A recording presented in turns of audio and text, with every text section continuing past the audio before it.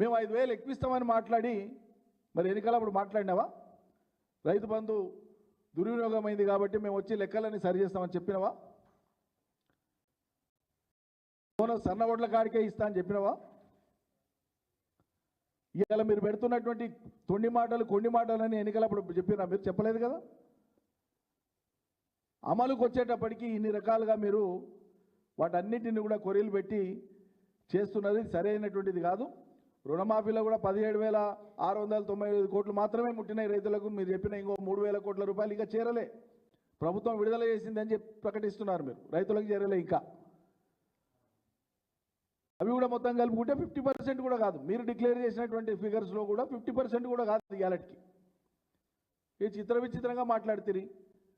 మాతో ఉన్న వివరాల కాడికి మొత్తం ఇచ్చినామని ముఖ్యమంత్రి చెప్పే, బ్యాంకులు ఏమైనా తప్పు చేసిన రోజు మాకు సంబంధం లేదని. సాక్షాత్ వ్యవసాయ మంత్రి, రెవెన్యూ మంత్రి, డిప్యూటీ సీఎం గారేమో ఇంకా ఇవ్వవలసి ఉందని వారు చెప్పారు. ఎంత గందరగోళం! మీరు రైతుల్ని గందరగోళానికి గురి చేసింది. ఎంతమంది రైతుల, వేల మంది రైతుల వీడియోలు రోజు వస్తున్నాయి. అరే నేను 7వ తరగతి చదువుకున్నా, నాకు రుణమాఫీ కాలేదు, ఎందుకు కాలేదని పోతానంటే నీకు ఉద్యోగం ఉన్నట్లు నీ ఆధార్ కార్డు చూపిస్తుందని చెప్పి రైతు చెప్తున్నాను. మీడియాలో కూడా వచ్చింది. ఒక్క నిమిషం పని కదండి సవరించడానికి. ఎందుకు సవరించారు ఇటువంటివి?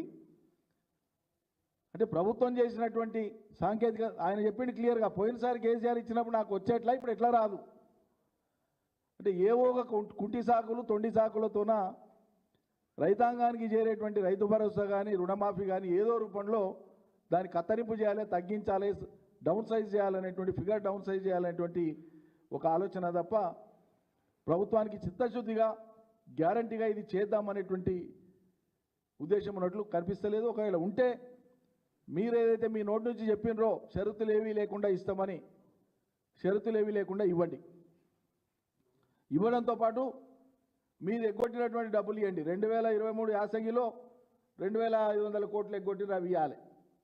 2024 వానాకాలంలో ఇవ్వవలసినటువంటి 7,500 చేతులు ఎత్తేసి మేము ఇవ్వలేము అన్నారు, అవి ఇవ్వాలి. ఇప్పుడు మీరు ప్రకటించినటువంటివి కలిపి మొత్తం ఇస్తే ఒక రైతుకు 17,500 వస్తుంది ఎకరాకి. 17 ఎకరాకు 17,500 రూపాయలు వస్తుంది. మరి నిజంగానే మీరు చెప్పిన మాటనే మీరు అమలు చేయదలుచుకుంటే, మీ చిత్తశుద్ధిని తప్పుపట్టేది ఏం లేదు, మేము చాలా గొప్పగా ఉన్నామని మీరు చెప్పుకోదలుచుకుంటే తప్పకుండా మీరు అది ఇవ్వాలని చెప్పి మేము డిమాండ్ చేస్తూ ఉన్నాం.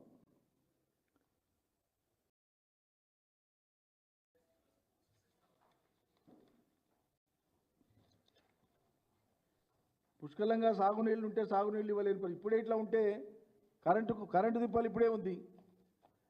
ఉన్న కొద్దిపాటి యాసంగి పంటలకు కూడా రేపు కరెంటుకు కష్టాలు ఏముంటాయో తెలియని పరిస్థితి. రైతులైతే ఒక్క బాధ కాదు, క్షేత్రస్థాయిలో అసలు ఏం జరుగుతుందనేటువంటి దాని మీద ఎదుటి వాళ్ళ మీద దాడి పెట్టకుండా క్షేత్రస్థాయిలో నిజంగా రైతులకు ఏమి ఇబ్బందులు ఉన్నాయి, ఎందుకున్నాయి, కరెంటు ఉండి కూడా సరఫరాలో ఏమైనా అంతరాయాలు వస్తున్నాయా, నిర్వహణ లోపమా, లేకుంటే పాలనా పరంగా అపసవ్యంగా ఉన్నందుకు అటువంటి జరుగుతున్నాయా, ఏం జరుగుతున్నాయి అనేటువంటిది మీరు దయచేసి దృష్టి పెట్టాలి సర్కారు. అట్లా పెట్టకుండా మేము అడిగితే ఇంతకుముందు ఇట్లా వెంకకవి రచనల్లో వచ్చినట్లుగా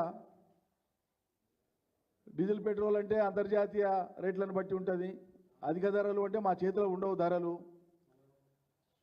అనాదిగా ఉండేటువంటి నిరుద్యోగం, పేదరికం అంటేనంటే అది కాంగ్రెస్ పాలన, నెహ్రూ గారి కాలం నుంచి వచ్చినాయి, సంక్రమించినాయి, మా పాత్ర లేదు. ఇప్పుడు మీరు ఎక్కతోక ఏమన్నా అంటారంటే ఇక్కడ కాదు ఇంకో తోనికి పోండి అని కేంద్రం చెప్పిన వైఖరిని ఎట్లయితే తప్పుబట్టి వెంకకవి చూపించిండో, ఇలా కాంగ్రెస్ కూడా హామీలను అమలు చేయమంటారంటే లేదు కేసీఆర్ కారణం, కేసీఆర్ సర్కార్ కారణం, అన్నీ అయిపోగొట్టింది, ఇది అయిపోగొట్టింది, అది అయిపోగొట్టింది అని చెప్తాం. ఇక్కడ నేను ఒక విషయాన్ని స్పష్టం చేయదలుచుకున్నా. చివరిగా రాజ్యాంగపరంగా ఫెడరలిజం ఉండాలి, కేంద్ర రాష్ట్ర సంబంధాలు మంచిగా ఉండాలి, రాజకీయ పార్టీలు ఏమున్నా అనేటువంటిది మనం నీతి సూత్రాలు చాలా ఏళ్ళుగా మాట్లాడుతూ వస్తున్నారు. రాజకీయ నీతి సూత్రాలు ఇవి. వీటిని బుల్డోజ్ చేసి కేంద్రంలో ఉండేటువంటి సర్కారు తమకు ఇష్టారాజ్యంగా ఉండడం, ఆనాడు కాంగ్రెస్ అయినా ఇవాళ ఎన్డీఏ అయినా పరిపాటి. రాష్ట్రాల యొక్క హక్కుల్ని గౌరవించో, లేకుంటే వాళ్ళ యొక్క న్యాయబద్ధమైనటువంటి వాటాలను సజావుగా ఇవ్వడమో లేకుంటే వాళ్ళ నీళ్లను ఇతరత్ర అంశాలను పరిష్కరించడమో ఈ రాష్ట్రాలకు ఉండే హక్కు ఇది అని చెప్పి గౌరవించడం అదేనా లేదు.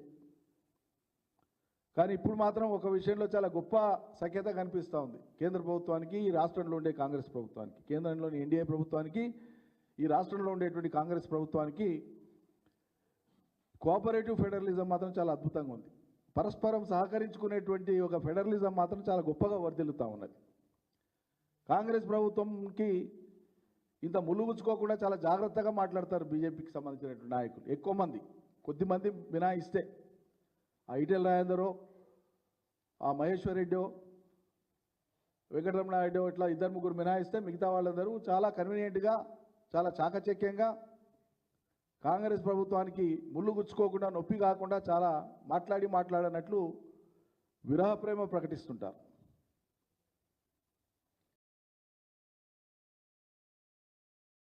లేకపోతే ఏసీబీ రిజిస్టర్ చేసినటువంటి ఎఫ్ఐఆర్ సాంకేతికంగా చట్టబద్ధంగా అది it cannot stand on its own legs legal పరిభాషలో తన కాళ్ళ మీద తాను నిలబడే స్థితి లేనటువంటి ఎఫ్ఐఆర్ అది. దాని మీద ఆగమేఘాల మీద ఈడీ వాళ్ళు నోటీస్ ఇవ్వడం కేటీఆర్కి, ఇది దేన్ని తెలియజేస్తుందండి? దీన్ని నేను కోఆపరేటివ్ ఫెడరలిజం అంటున్నాను. చాలా గొప్పగా సహకరించుకుంటున్నాయి కేంద్ర రాష్ట్ర ప్రభుత్వాలు. కాన్స్టిట్యూషనల్ ఫెడరలిజమే అమలు కాదు, పొలిటికల్ ఫెడరలిజమే అమలు కాదు. స్టేట్ సెంటర్ రిలేషన్షిప్లో జరగాల్సినటువంటి ఈ రాష్ట్రానికి న్యాయం జరగాల్సినటువంటి అంశాలలో ఆ సహకారం మాకు అందలే. గతంలో కృష్ణా నీళ్లను పంపిణీ చేయమంటే 10 ఏళ్ల కాలం తీసుకున్నటువంటి కేంద్ర ప్రభుత్వం ఇది సహకారం వాళ్ళు అందించింది మాకు. కానీ ఈరోజు ఈడ నొప్పి అయితే ఆడ మలాం తయారు చేస్తారు ఢిల్లీలో. ఈ రాష్ట్ర ప్రజానీకం దయచేసి గమనించమని కొడుతున్నాం. మా పార్టీ మీద ఎన్ని నిందలు వేసిండ్రు? కాంగ్రెస్ మాట్లాడింది బీజేపీకి బీ టీం అని. ఎవరు బీ టీం అండి? ఎవరు విక్టిమైజ్ అయింది అలా బీజేపీ వాళ్ళ చేతిలో? మేము 10 ఏళ్ళు అధికారంలో ఉన్న టైంలో ఎస్ ఎంఐఎం మా ఫ్రెండ్లీ పార్టీ అని చెప్పినాం. అలయన్స్ కాదు, ప్రభుత్వంలో భాగస్వామి కాదు, కానీ ఫ్రెండ్లీ పార్టీ అని చెప్పినాం. ఇప్పటికీ మా వైఖరి అదే. ఏ ప్రభుత్వం ఉంటే ఆ ప్రభుత్వంతో పోవడం వాళ్ళ విధానం కావచ్చు, అది వాళ్ళ విధానం, దాని మీద నేను కామెంట్ చేయను. మరి ఇలా ఎందుకో మాట్లాడతలేదు బీజేపీ. అవసరమైతే మోడీతో కూడా కొట్లాడతా నేను అని చెప్పి ముస్లింల మెప్పు పొందడం కోసం, ఎంఐఎం వాళ్ళ మెప్పు పొందడం కోసం ముఖ్యమంత్రి మాట్లాడితే బీజేపీ వాళ్ళు ఎందుకు ఏమన్నారు? నోట్లోకి వెళ్ళి మాటనే రాదు. ఇవన్నీ ఏం తెలియజేస్తున్నాయి? వాళ్ళ మధ్యలో ఉండేటువంటి ఒక మైత్రి బంధం ఏదైతే ఉందో, అన్టోల్డ్ స్టోరీ, బయటికి చెప్పలేనటువంటి ఒక బంధం వాళ్ళది. ఎవరు అవునన్నా కాదన్నా కేసీఆర్ను బలహీనపరచడం, బీఆర్ఎస్ను బలహీనపరచడమే ఆ రెండు పార్టీల యొక్క లక్ష్యం అని మేము మొదటి నుంచి చెప్తున్నాం, ఇప్పుడు చెప్తున్నాం, రేపు కూడా చెప్తాం. అందుకే ఈ ప్రాంతీయ పార్టీ లేదా బీఆర్ఎస్గా మారినటువంటి ఈ పార్టీ తెలంగాణ తెచ్చిన పార్టీ కనుక బలంగా లేకపోతే ఇలా తెలంగాణ ప్రజల ప్రయోజనాల గురించి మాట్లాడేటోళ్ళు, పట్టించుకునేటోళ్ళు ఎవరుంటారో ఒకసారి ప్రజానీకం మళ్ళీ గుర్తు చేసుకోవాలని చెప్పి విజ్ఞప్తి చేస్తున్నాం. జై తెలంగాణ.